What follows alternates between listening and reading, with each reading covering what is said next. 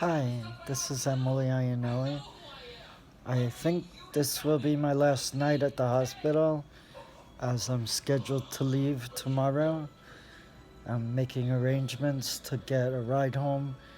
My wife unfortunately won't be able to because she's working late tomorrow. So I have two friends. One won't be able to get here until late too, so similar to my wife. But I have a friend who said he could get here as soon as 3:30. I don't know how long the meetings with the doctors will take and the surgeon. I do have post-operative care on the 19th, so I'll learn a bit about what I need to do to get back to a hopefully normal life. It's gonna take a while, but I'm going to try my best to do everything I need to heal, For someone who never thought they would have this surgery, I'm quite, it still feels surreal to me. It doesn't seem like I had the surgery. I mean, obviously, I don't feel any different. I just feel like a weight has been lifted from me because, to be honest with you, after 5 cancellations and postponements, I thought surgery was just not in the cards for me. So I'm kind of happy that I was able to, my surgeon was able to make it happen on the 6th attempt because the same day they were like rushing to the wire. They were about to cancel the surgery because of my liver damage, but my surgeon fought to get my surgery here at Mount Sinai Beth Israel rather than the Center for Eye, Ear, Infirmary, which is also associated with Mount Sinai and where most of those surgeries are performed. But in my case, I guess they were concerned and they pushed, the surgeon pushed to basically the last hour to get me the surgery because the way it was left to me in my communications with his office, it seemed like they were ready to cancel. So I had mixed feelings. I thought, well, if it's canceled, then I'll never really know what it's like. But now that I've had the surgery, I'm elated, I'm excited, I'm, my lifestyle isn't going to change. I'm here for my son and my wife and family. So it was never about a change in lifestyle. It was mostly to be happy and content with myself. But I'm still going to have to deal with all my problems and issues, and, that's going to take some time. Thank you. I love you. You help me every day. All of you nurses and doctors. So I'm being taken care of and people checking in on me. I haven't had any visitors because the location is in the city and my wife works, and obviously if she was able to, she would take Matthew with her, our son. So I talk on the phone. I miss Matthew, I miss Maria, I miss the family, but it's going to be some time to fully heal. I figure I'm still going to try to go to the 40-year reunion. I'm going to try my best, but if I can't make it, I just wish you all a great time. I know not all will be there in attendance, but whoever does go, I wish you have a wonderful time. If I'm unable to go, I hope that everybody there has fun and enjoys their reunion to meet their former classmates. Luckily, I did have that opportunity in July to have a reunion for my cross country teammates and our coach. So that was a great feeling, and to be understood and accepted by all of my teammates and their spouses and girlfriends made me feel accepted, and coach too. Coach was my mentor and he helped me through a lot when I was young, so I'll never forget Coach for that. I am trying to, you know, make use of my time as I heal. You know, I need to be able to get around, break in slowly, and make sure that I stay on schedule with the things I need to do. I also know that my body will have to heal. You know, it's not an overnight process. It will take time. I have to be careful of infection. I have to be careful of many things. And I will probably be put on some form of painkiller. Right now I'm on Percocet and Tylenol, which really isn't all that helpful with the pain, but I have to take what's prescribed for me. You know, this has been a long time for me. You know, I never thought that I would marry. I never thought I'd have a child. I was very naive, and I thought after I lost my mom that I would try to embark on a path of transition. I mean, I sought out a therapist in Queens, but I couldn't go forward with my plans down in Virginia when I went to a gender clinic, because that was really the only one that I found after doing some research. And I was kind of surprised that I found a place where people would be performing such a surgery. It seemed like a good place, but I just wasn't able to make such a trip because of recovery and driving distance and having someone pick me up, so I knew it wasn't going to work out. It was basically a foray into possible surgery, but I knew I couldn't do it because of my dad. I didn't want to let him down. You know, he was proud of me as his son. I was given the namesake of my grandfather and my father, Edward Donald Ayanelli III, and I am very proud of that name given to me by my parents.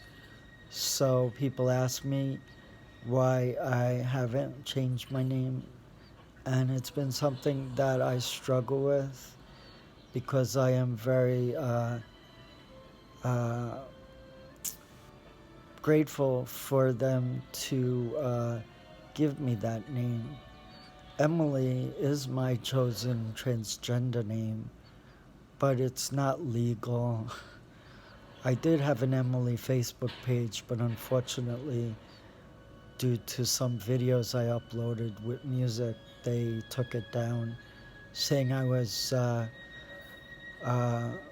noted for possible copyright infringement. Basically, all I did was some videos where I don't know, I did some dancing and I set it to music. If I just uploaded it to YouTube, I wouldn't have had a problem. But I unfortunately uploaded it to Facebook, and it became a problem. So if you're wondering why I only have my Edward page, is because my Emily page was taken down. But I'm lucky I didn't delete my Edward page, otherwise I'd have to start from scratch, and I'd have to try to reacquaint with all my friendships I made, and I thought that would be too much of a hassle. So I have a lot to deal with ahead of me. I knew that if I did have the surgery, it wouldn't change much. It wouldn't change many things, really. I would just feel more complete as a person, but I'm not looking for anything more than that. Basically, I just want to feel happy. I'm also worried about my son and my family, and just living in Long Island is getting a bit too expensive for me. Plus, unfortunately, I've been out of my profession as an accountant slash CPA for 7 years due to losing interest, being discriminated against. I was very competent. I was a hardworking uh, accounting professional. The only problem is I wasn't able to go into my own practice. I wish I could, but I need support. I need to be able to have clients. I certainly can't afford an office, and I have no place to introduce myself to clients. And it's an expensive proposition to try to go out on your own. I envy the entrepreneurs. I wish that I could find a niche and be able to do something worthwhile with my life, because, in all honesty, accounting burnt me out. Too many tax seasons, too many long hours, and I had to sacrifice with my son his needs. So it was not the best of experiences for me, and my son comes first. Now we're facing the reality that he's going to most likely be in a group home. I don't know when. I don't know how we're going to get him into one because of his negative reaction to it and his overall experience upstate when he was placed in a residential school. He felt like we abandoned him, but I love my son. I would never do that to him. And it is heartbreaking when you have to come to terms with your child leaving and having to mature. The thing is with Matthew, my son, he's like a innocent 12-year-old child. He doesn't know the ways of the world as a 20-year-old like we did. We had to struggle, we had to work hard, study hard, have goals. But my son has a different perspective because of the severity of his autism, even though he's considered high functioning. So it has been a difficult road in many ways. My son's situation, my situation, dealing with suicide in my family. Even I attempted suicide a couple of times. So life, with all its happy moments, does have sad moments too. And the reality of life is we all have to eventually go, and we're going to leave our families behind. And that's something that I'm going to have to really come to grips with, because it's not easy for me to even think about it. It affects me. And being that I have been transitioning for 7 years, I feel comfortable now. I never thought I would have surgery, to be honest with you, but it all kind of evolved over some tragedies that I suffered in my adult life between the loss of my mom, my dad, and a personal friend. I lost my nephew also, and I lost a first cousin.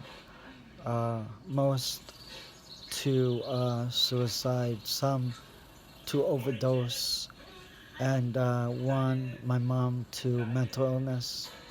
My dad, I lost to suicide. My mom to mental illness. My cousin to suicide. My nephew to opioid overdose. And my best friend, 40 years old, left behind a wife and a little baby girl who died in his sleep. Supposedly he had sleep apnea. I also lost friends from my high school days. One of the most heartbreaking loss was my friend Scott. Uh, I've talked about him many times because we were such good friends, and I feel that he lost out on 40 years of life that we get to celebrate in a high school reunion, and he's gone 40 years. So, as exciting as it is, it's also depressing because I lost my friend Scott, our classmates who perished. It's difficult for me because I knew all of them. I have friends who suffered through this very uh, emotional day, September 11th, and it's difficult. So, as beautiful as life is also difficult, and I'm just trying my best to hang in there and cope and just try to be a good example to my son. I never wanted to hurt anyone, especially my son, and my wife, and my family. I just wanted to find true happiness, and I don't want to make a big deal out of the surgery. It is something that I sought since I was 6 years old. I'm not going to brag about it. I'm still going to go to transgender support groups. Now, I've had some friends who, once they had surgery, didn't want to associate with transgender support groups. They didn't even want to identify as transgender, but me, I think differently, and they've been helpful and supportive of me. So I want to give back. I want to share my experiences and let people know that it is possible if you don't give up and you keep trying. I wish that was the case with my work opportunities as well. But unfortunately, society, and I'm not going to blame all of society, but unfortunately, many in our mainstream society don't really accept things that I've been through between my depression, my attempts at suicide, my being out of work for 7 years, which is understandable as I'm on disability, social and long term, and my son is as well, and I'm transgender, male to female. So it's not an easy thing to go through. I'm trying my best to come to terms with my life and, having to deal with Matthew's situation, which is kind of emotionally charged and very depressing for me to have to deal with, but I must work with my wife to make the best decision for him. And then most likely we'll have to figure out what to do with the house. I have my wife's family still depending on us, and I'm also not sure if we do so what's going to become of the family. I don't want to be alone. I don't want my son to be alone, or my wife for that matter.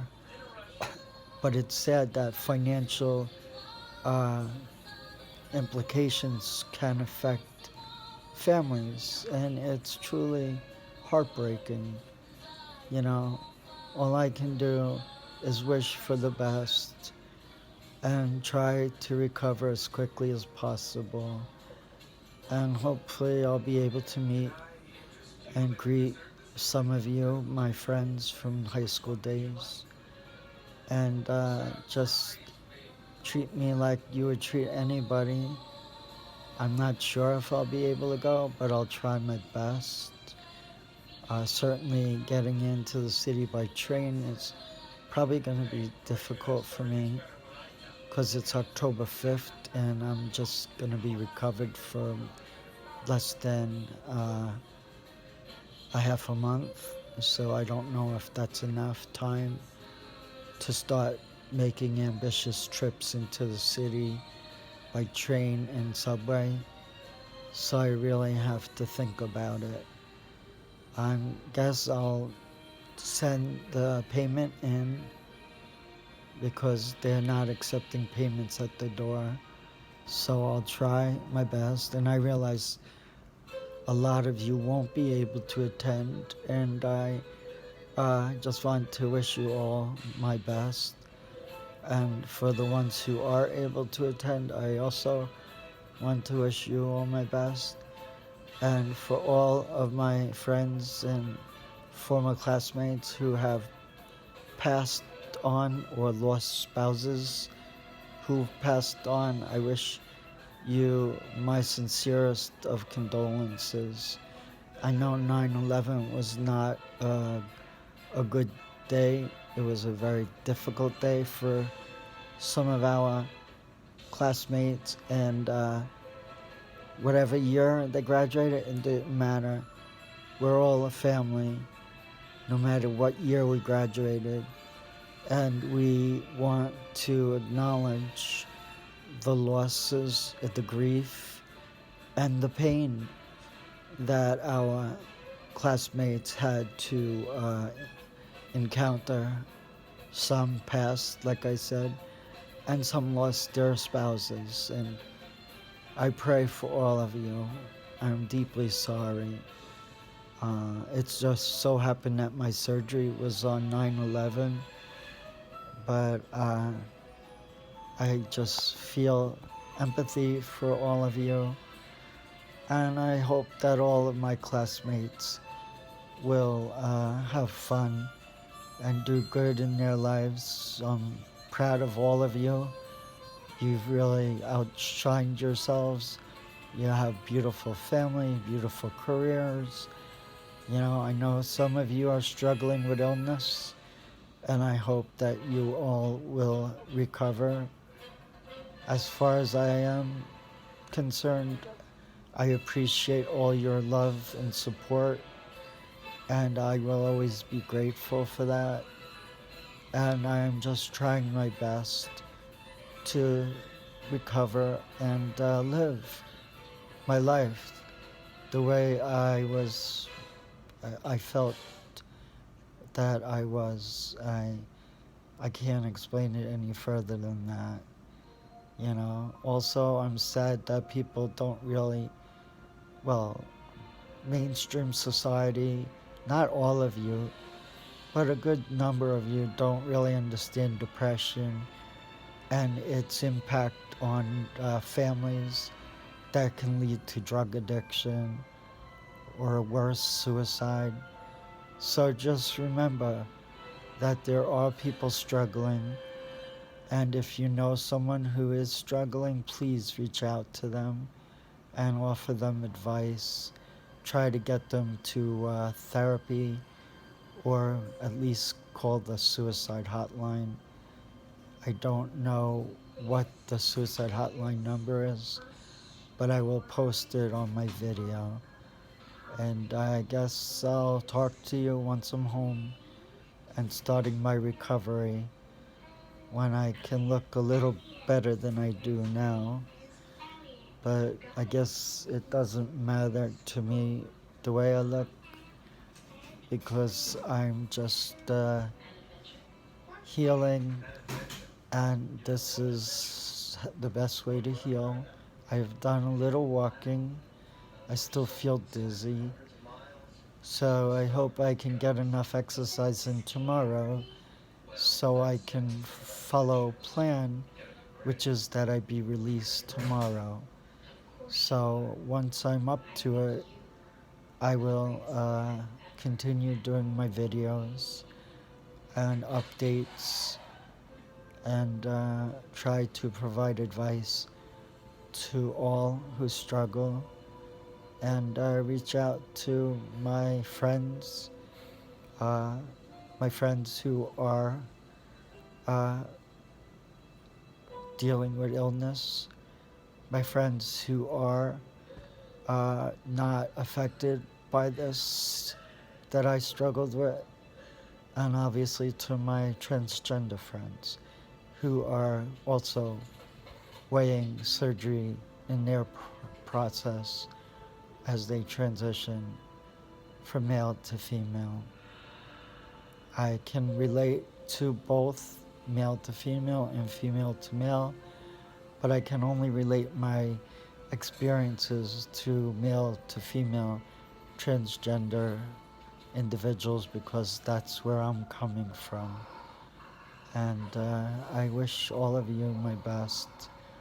I love you all, and I'm grateful to have such wonderful friendships. I'm lucky to have a son I love, and I'm lucky to have family and friends because ultimately we need all of that to survive because nobody wants to be alone in life. We all need people in our lives.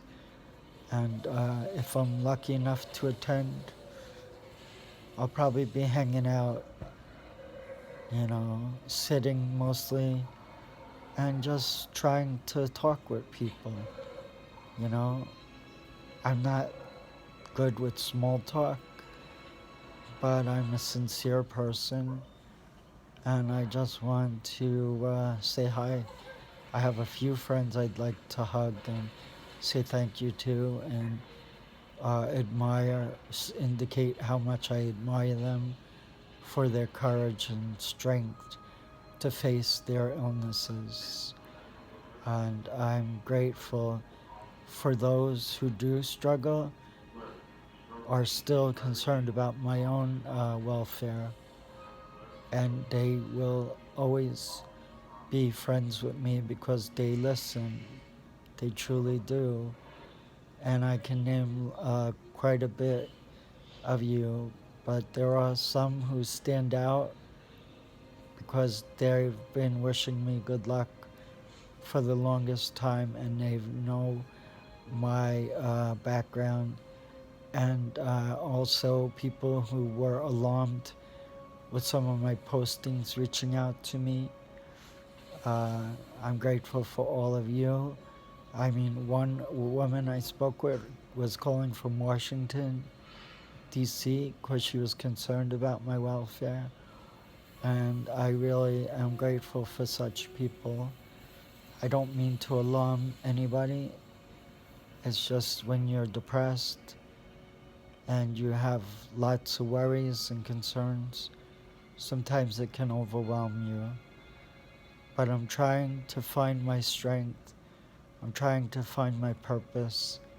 I'm trying to help my son and family. And I'm trying to maintain a sense of happiness. And basically, that's all I can do, and maybe help some people out there through some form of volunteer work. Stress is not my best friend. Stress is what probably brought on all my problems. So I have to learn how to deal with stress effectively and depression. And now that I've had my surgery, I've noticed that my gender dysphoria basically doesn't exist like it once did. It's still something that I have to probably address, But since the surgery, I really don't experience the severity of gender dysphoria like I did in the past. So I'm very happy and grateful. And I apologize for my eyes being closed, but I'm extremely tired and exhausted, and I hope that tomorrow I'll be feeling better because that's the day they said I should expect to be released. So hopefully everything will go well, and be in touch. Thank you, all my friends and family who have been very supportive and understanding and compassionate. No one's made any fun of me. All the doctors and surgeons and nurses and aides have treated me with dignity and respect, and they are very caring to me, and they are sympathetic to my situation. So it makes me feel good that I don't have to hide anymore and that I can be true, and I'm grateful for that. Thank you. I'll speak soon again.